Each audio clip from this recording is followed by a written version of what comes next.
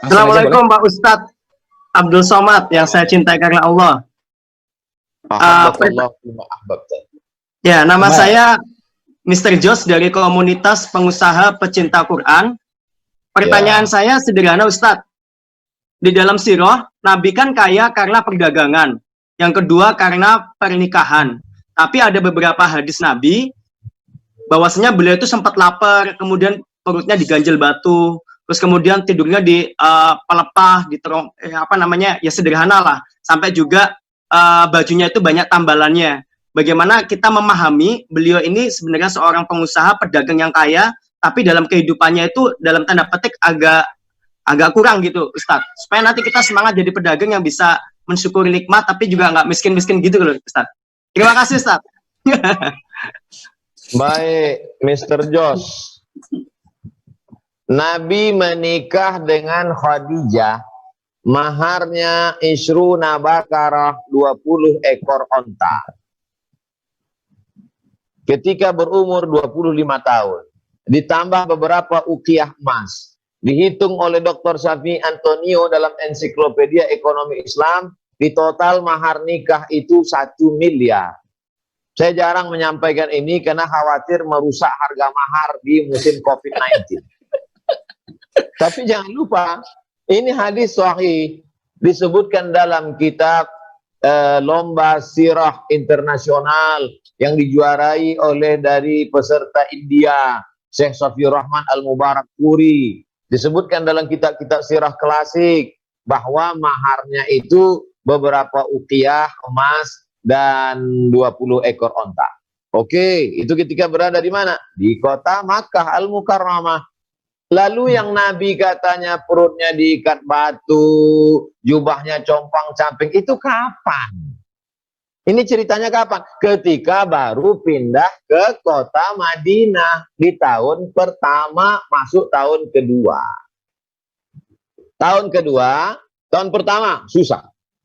Tahun kedua Muharram, Safar, Rabiul Awal, Rabiul Akhir, Jumadil Awal, Jumadil Akhir, Rajab, Sya'ban, Ramadan. Tahun kedua terjadi perang Badar. Berapa hasil rampasan perang Badar? La taqillu an khamsina alfi dinarin zahabiyyin. Tidak kurang dari 50.000 keping uang dinar. Uang dinar itu 4,25 gram emas. Kalau kita ya sekitar 2 juta lebih kurang, mungkin 2 juta lebih, tapi karena kita udah kenal lama Mas Ipo, kita patok 2 juta sajalah. 1 keping 2 juta kali 50.000 keping, maka perolehan waktu itu uang saja 100 miliar. Tahun kedua, berapa jatah Nabi? Wa'lamu annama ghanimtum min syai'in fa inna lillahi khumusahu. Jatah Nabi humus 20%. Jadi kalau 20%, 1/5, 20%-nya berapa? Dari 100 miliar, 20 miliar. Tapi ketika pulang datang anaknya, buah hatinya, anak tercinta Fatimah, Sayyidatun Nisa'i Ahlil Jannah. Ayah, banyak uang kan? Suamiku kan ahli miskin. Ngambil upah menimba air di rumah orang Yahudi. Aku nimba air juga, tanganku kasar kapalan karena buat adonan tepung gandum. Tolong dong kasih uang dan beberapa tawanan jadi hamba sahaya di rumah. Kata Nabi, Fatimah, kalau mau tidur malam, subhanallah 33, alhamdulillah 33, Allahu Akbar 33. Artinya apa? Nabi punya uang banyak, kaya raya, tapi dia hidup bersahaja.